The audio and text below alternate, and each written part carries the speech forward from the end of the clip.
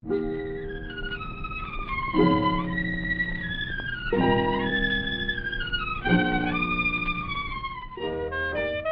Ellenberg presents Casual Friday. Written and read by Thaddeus Ellenberg.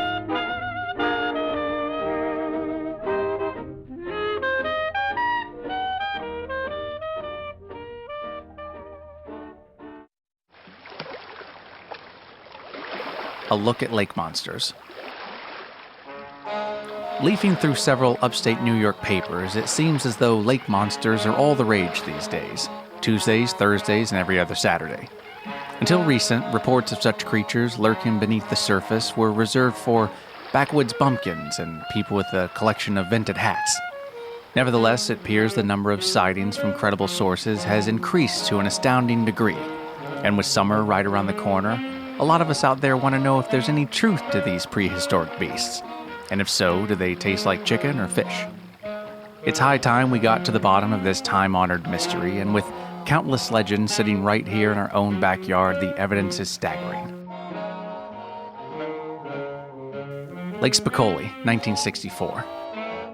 Sacramento PI Lester Whaley, a skeptic, set out early one spring morning to uncover a local myth. Whaley was known for his investigative role in a number of highly publicized California divorces. A man generally referred to in press statements as the chambermaid with an eye for dirty laundry. Marilyn Crabtree, a Spicoli County resident, hired Mr. Whaley to carry out surveillance on her husband. Ms. Crabtree claimed that for the past 3 years she had been faithfully married to the famed Lake Spicoli monster, but as of late grew suspicious of his midday activities and suspected him of infidelity. Whaley's report led to a shocking discovery. 9:02 a.m. Lake is still, no sign of the monster. 9:47 a.m. A lone boat trolls the western bank. 10:35 a.m. There's a disturbance in the water, probably a fish, perhaps a loon. Wouldn't that be grand, a loon this late in the season? 11:07 a.m. A group of schoolboys pass by chucking stones into the lake. A runt with glasses and a goofy haircut brings up the rear. The overachiever of the bunch may have problems at home. Still, no sign of the monster, and I'm getting hungry. 11:38 a.m. I reposition myself further up the hill to get a better vantage point and bang my eye on my sandwich. 12:24 p.m. A vehicle heading north on Lakeview Drive stops at a bend in the road where the foundation of an old church sits, one of the monster's suspected points of entry to the lake. Behind the wheel is an unidentified female, a blonde. She waits. 12:37 p.m. The monster emerges from the water and makes his first appearance. He wiggles up the hill and greets the woman with a long embrace. They get in the car and kiss, then make the drive into town. I follow. 12:58 p.m. The couple enters the Tilly Diner on Buckton Ave. The monster now disguised in an overcoat and a hat with fake mustache and a pair of glasses. They sit on the same side of the table and order. The monster has the tuna melt and substitutes French fries for a side of potato salad. 1:43 p.m.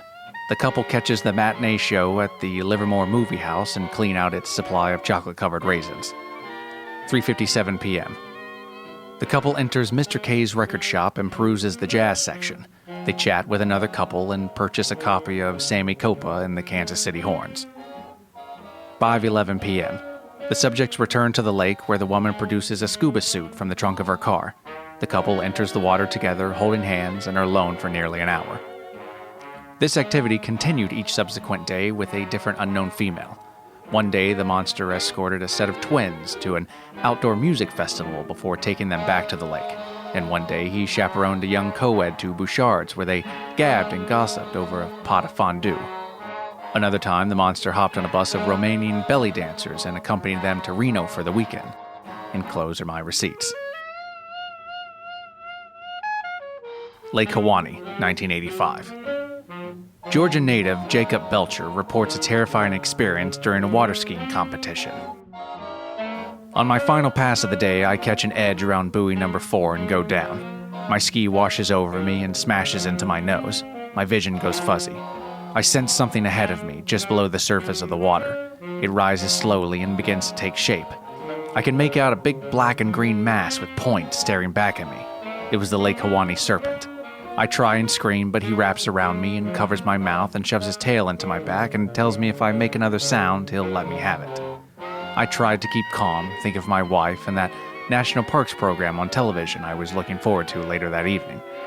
He dragged me underwater and took me to a cave where he tied me up and forced me to watch him try on a heap of turtleneck sweaters, asking which do I prefer and do any of them do anything for his length. I managed to free a hand from the ropes and wait to make my escape. I bided my time through several choruses of a jaunty sailing song I was unfamiliar with myself, but faked my way through so as to not rouse suspicion. Eventually, the serpent fell asleep. I slipped my other hand from the ropes and made a break for the mouth of the cave. I resurfaced just a few feet from my ski, which I used to paddle myself to the end of the course, where I received a white ribbon and a third-place finish in the competition. The remaining field of competitors failed to complete the course due to a sudden outbreak of illness that was traced back to a batch of bad coleslaw. Willis Lake, 1979. One of the most astonishing pieces of cryptid evidence is that of Benjamin Setzer and his famous 90-second film of the Willis Lake Monster, affectionately nicknamed Willie. One afternoon, Old Man Setzer, an amateur angler, was walking along the shore of Minnesota's Willis Lake, trying out his new camera. A birthday present he mistook for a cutting-edge fish finder, when all of a sudden he noticed an animal with a long neck and deep gills stretching out of the water. He pointed the camera at the giant to document its girth and inadvertently captured a minute and a half of crystal clear footage that would have doubters and naysayers scratching their heads for years to come. On August 16, 1998, during the now legendary Sadler Hall auction, the Wever & Dobbs auction house sold the original 16mm negative of the renowned Setzer film at a record-setting price tag. A hatful of the country's most notable buyers were on hand for the much-anticipated vendue. There was Jessica Gruber of the Fort Dixon Grubers, Lionel Mayforth, acquisitioner of rare antiquities and weird locally made candy bars found in the checkout line of grocery stores, and Perry Quilty, architect of the Quilty Artificial Limb Company and Triple Amputee.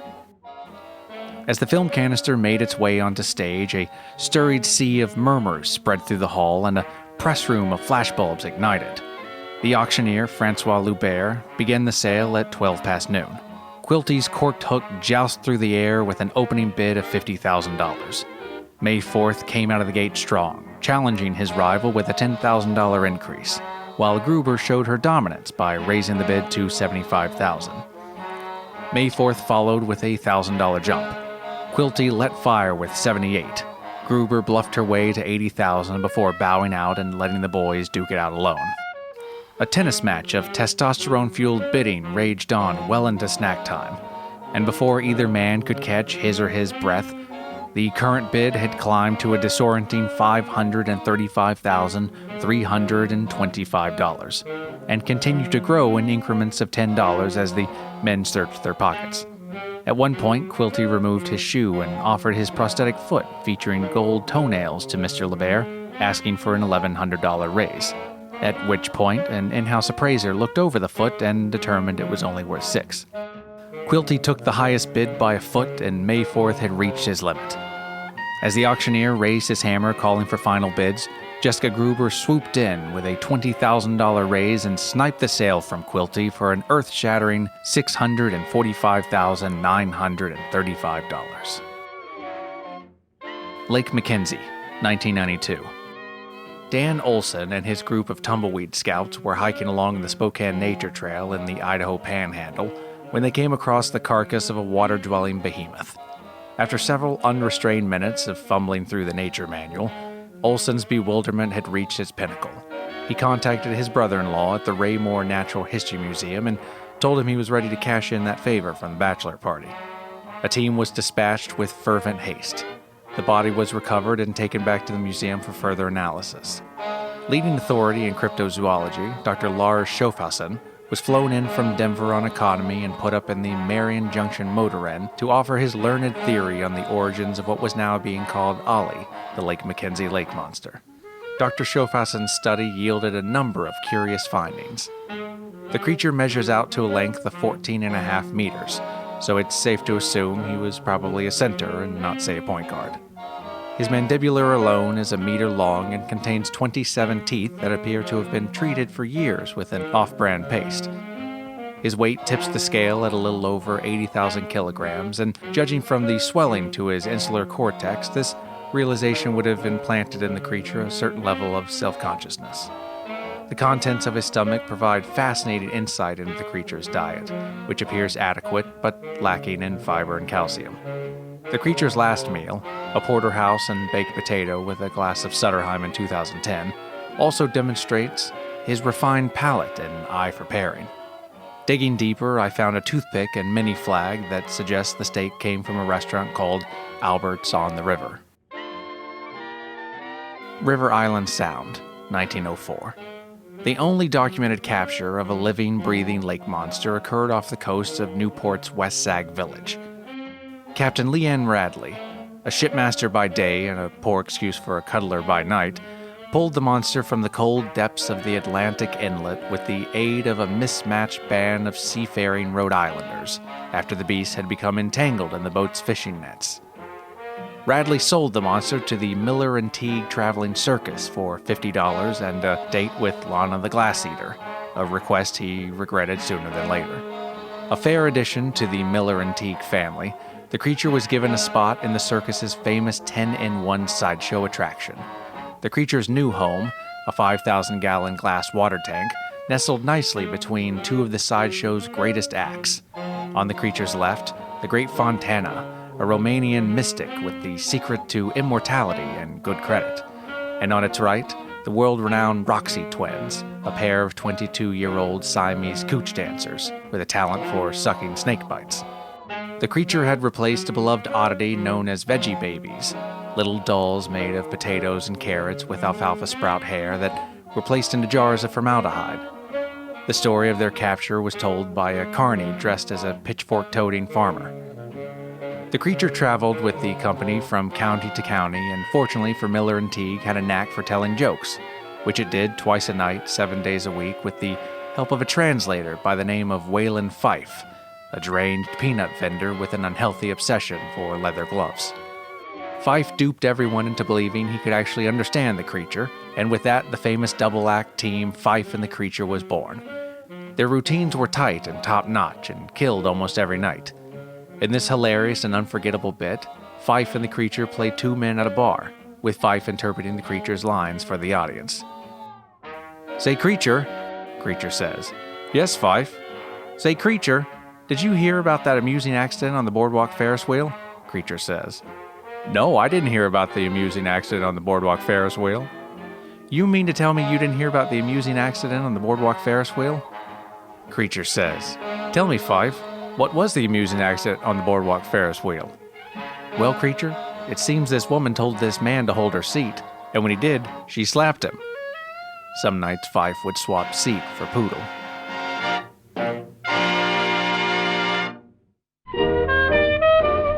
This has been a production of Thaddeus Ellenberg's Casual Friday. Written and read by Thaddeus Ellenberg, with an introduction by Nicole Kalasich, and artwork by Adrian Lobel. This series is independently produced by Thaddeus Ellenberg and Will Scoville. To find more episodes and information, visit our website at casualfridaypodcast.org or email us at contact.casualfriday@gmail.com.